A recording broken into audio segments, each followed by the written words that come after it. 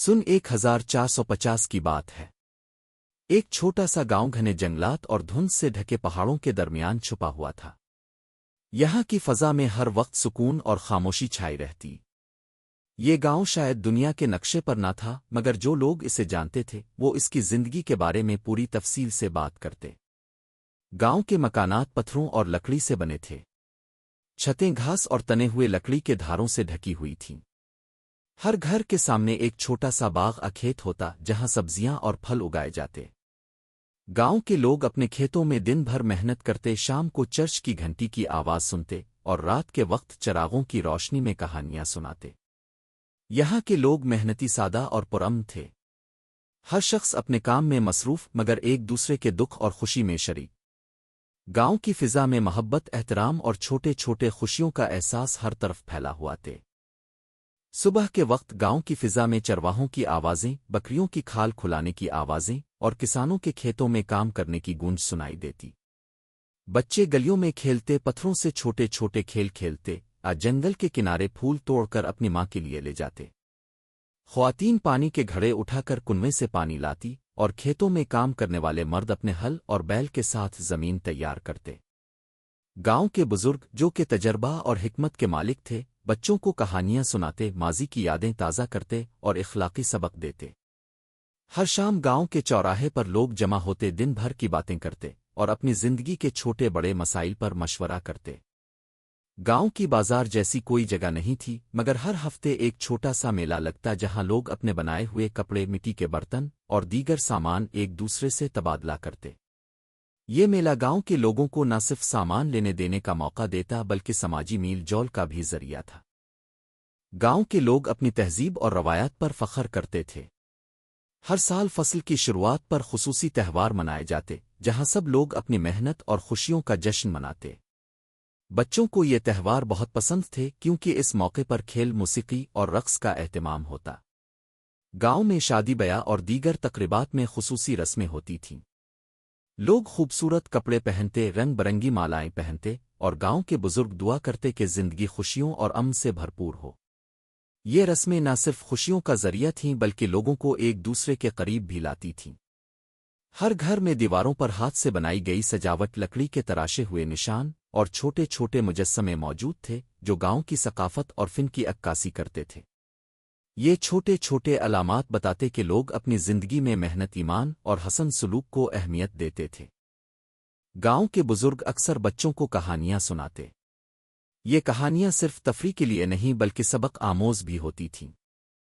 کچھ کہانیاں قدرت کی طاقت، جنگل کی مخلوقات اور گاؤں کی حفاظت کرنے والے پراسرار کرداروں کے بارے میں تھیں۔ مثال کے طور پر ایک کہانی میں کہا جاتا ہے کہ گاؤں کے قریب ایک پرانا درخت ہے جس کے نیچے ایک پراسرار روشنی کبھی کبھار دکھائی دیتی ہے۔ بزرگ کہتے تھے کہ یہ روشنی گاؤں کے محافظ کی علامت ہے اور جو بھی اسے دیکھے اسے خوفزدہ نہیں ہونا چاہیے۔ بچوں کو یہ کہانیاں سن کر حیرت اور تھوڑی سی خوف محسوس ہوتا، مگر ساتھ ہی وہ اخلاقی سبق بھی سیکھتے۔ وہ سیکھتے کہ قدرت کے اصولوں کا احترام، ایمانداری اور محنت زندگی میں بہت اہم ہے۔ گاؤں کے ارد گرد گھنے جنگلات، پہاڑ اور چھوٹے ندی نالے تھے۔ ہر صبح دھند کے ساتھ سورج کی پہلی کرنیں گاؤں کی چھتوں پر پڑتی اور ہوا میں نمی کی خوشبو گھل جاتی۔ پرندوں کی چہچہاہٹ، درختوں کے پتے ہلتے ہوئے اور ندی کے پانی کی سرسراہٹ گاؤں کی زندگی کو ایک خاص سکون بخشتی۔ موسم بہار میں جنگل کی رنگینی، پھولوں کی خوشبو اور درختوں کی سبز شاخیں گاؤں کو جادوئی ماحول میں بدل دیتی۔ موسم خزاں میں سرخ و سنہری پتے گرتے اور گاؤں کی گلیاں رنگین کارپٹ کی طرح دکھائی دیتیں۔ سردیوں میں دھند اور برف گاؤں کے ہر کونے میں خاموشی اور سکون پیدا کرتے۔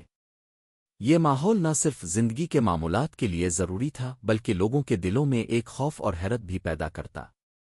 گاؤں کے لوگ جانتے تھے کہ قدرت میں خوبصورتی کے ساتھ ساتھ خطرہ بھی چھپا ہوا ہے اور ہر چھوٹے سے چھوٹے واقعے پر دھیان دینا ضروری ہے۔ گاؤں کی عام زندگی کے درمیان کچھ ایسے چھوٹے چھوٹے واقعات رونما ہونے لگے جنہوں نے لوگوں کے دلوں میں خوف کی بیج بو دی۔ ابتدا میں یہ معمولی چیزیں لگتی تھیں، جیسے رات کے وقت درختوں کی سرسراہٹ زیادہ تیز سنائی دینا یا گھروں کے چھت پر کسی اجنبی چیز کی حرکت محسوس ہونا۔ شام کے وقت جب سورج ڈھل رہا ہوتا اور دھند آہستہ آہستہ گاؤں کے کناروں پر چھا رہی ہوتی، لوگ اکثر یہ محسوس کرتے کہ ہوا میں کوئی سرگوشی ہے۔ یہ سرگوشی کسی جانور کی نہیں تھی بلکہ ایک پراسرار آواز تھی جو کبھی کبھی بچوں کے نام پکارتی محسوس ہوتی۔ کچھ بزرگ کہتے تھے کہ کبھی کبھی گاؤں کے آس پاس کے جنگلات میں روشنی کے عجیب کھیل دیکھے جاتے۔ ایک لمحے وہاں مکمل تاریکی اور دوسرے لمحے اچانک ایک چمکدار روشنی جو آسمان کی طرف اٹھتی محسوس ہوتی۔ کسانوں نے بتایا کہ ایک رات جب وہ اپنے کھیتوں کی نگرانی کر رہے تھے انہیں زمین کے کنارے اچانک ایک سائے کی حرکت دیکھی جو نہ انسان تھا نہ جانور۔ یہ سائے بغیر کسی جسم کے چلتا محسوس ہوتا اور دیکھنے والے کو ایک عجیب سا خوف محسوس ہوتا۔ یہ مظاہر دن بدن بڑھتے گئے۔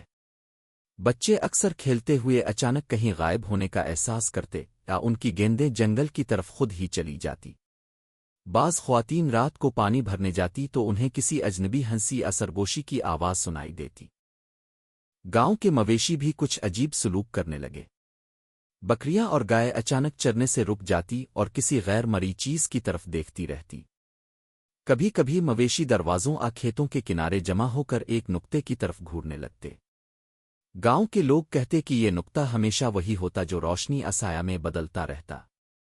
چڑیا گھر جنگل میں رہنے والے جانور بھی عجیب رویہ اختیار کرنے لگے۔ پرندے اچانک غائب ہو جاتے اور جنگل میں جانور شور مچاتے لیکن کسی کو دکھائی نہیں دیتے۔ یہ سب علامات گاؤں کے لیے خطرے کی گھنٹی کی مانند تھیں مگر لوگ ابتدا میں اسے محض قدرتی مظاہر سمجھتے رہے۔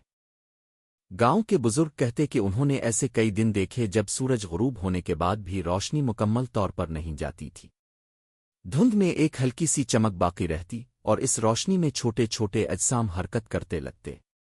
ایک بزرگ نے بتایا، میں نے کئی بار دیکھا کہ شام کے وقت گاؤں کے مرکزی راستے پر کسی غیر مرئی طاقت کی موجودگی محسوس ہوتی۔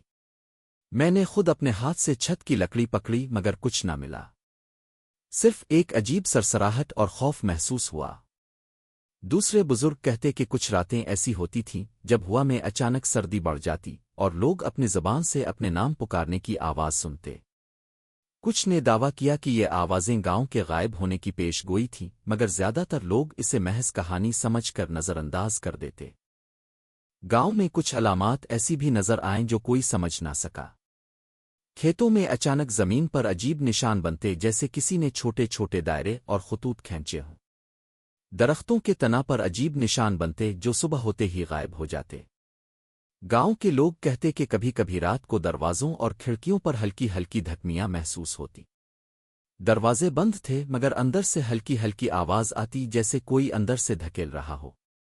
کچھ گھرانے تو خوف کے مارے کھڑکیوں اور دروازوں کو مکمل طور پر بند کر دیتے۔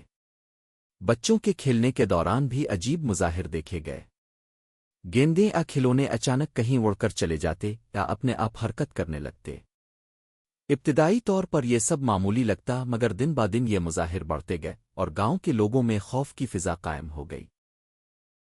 کچھ دن ایسے بھی آئے جب موسم اچانک بدل جاتا۔ دن میں سورج چمک رہا ہوتا اور رات میں اچانک شدید دھند بارش شروع ہو جاتی۔ لوگ کہتے کہ یہ قدرتی نہیں بلکہ کسی غیر مرئی قوت کی طرف سے اشارہ تھا۔ ندی کے کنارے پہاڑوں کے اوپر کبھی کبھی روشنی کے جھرمٹ نظر آتے جو کئی گھنٹوں تک گاؤں کے اوپر رہتے۔ لوگ کہتے کہ اس روشنی میں سائے چلتے مگر ان کے جسم شکل واضح نہیں ہوتی۔ یہ مظاہر گاؤں والوں کے لیے ایک مسلسل پریشانی کا سبب بن گئے۔ گاؤں کے بزرگ اور بچوں نے ان عجیب واقعات کے بارے میں کئی کہانیاں سنائیں۔ ایک کہانی یہ تھی کہ گاؤں کے ایک پرانے کنویں میں کسی پراسرار مخلوق کا بسیرا ہے جو رات کو باہر آ کر گاؤں کے کناروں پر گھومتی ہے۔ دوسری کہانی میں کہا جاتا کہ جنگل کے اندر ایک پراسرار روشنی ہے جو لوگوں کو اپنی طرف کھینچتی ہے۔ یہ کہانیاں صرف خوف پیدا نہیں کرتی بلکہ لوگوں کے لیے ایک انتباہ بھی تھیں۔ بڑے بزرگ کہتے کہ یہ مظاہر کچھ بڑی تبدیلی کی پیش گوئی ہے مگر لوگ اسے محض افسانہ سمجھ کر نظر انداز کرتے۔ وقت کے ساتھ گاؤں کی فضا میں خوف کی بڑھتی ہوئی شدت محسوس کی گئی۔ لوگ رات کو باہر جانے سے کتراتے، بچے رات کے وقت گریبان پکڑ کر سوتے اور خواتین گھر کے اندر چھپ کر کام کرتی۔ ہر چھوٹے واقعے پر گاؤں میں افواہیں پھیل جاتی اور لوگ ایک دوسرے پر شک کرنے لگے۔ بعض راتیں ایسی ہوتی تھیں جب گاؤں کے مرکزی راستے خالی خاموش اور سنسان لگتے۔ درختوں کی ہلکی ہلکی سرسراہٹ، کہیں سے سنائی دینے والی ہنسی اور ہوا کی عجیب سرگوشیاں لوگوں کے دلوں میں خوف پیدا کرتیں۔ یہ سب واقعات اور علامات جو ابتدا میں معمولی لگتی تھیں ایک دن گاؤں کی تقدیر بدل دیں گی۔